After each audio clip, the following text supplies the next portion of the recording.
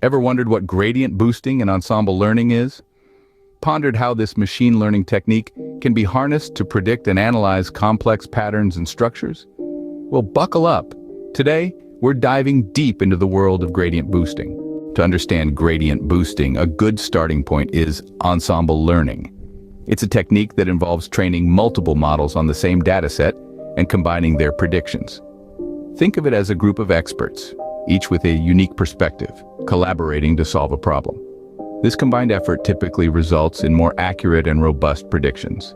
Now, where does gradient boosting fit into this? Well, gradient boosting is a type of ensemble learning. It involves building multiple weak learners, often decision trees, and then combining them to create a single strong learner.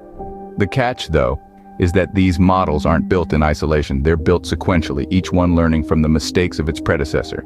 So how does this learning process work? Imagine a student studying for an exam.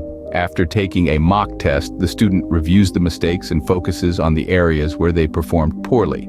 They then take another mock test, focusing on these weak areas, and the process repeats until they achieve a satisfactory score. That's essentially how gradient boosting works. The weak learner focuses on the areas where the previous models performed poorly, attempting to correct these mistakes. The gradient, in gradient boosting, comes from the method it uses to identify these areas of poor performance. It uses a technique called gradient descent, a common method in optimization algorithms. This technique helps the model identify the direction it should take to reduce errors.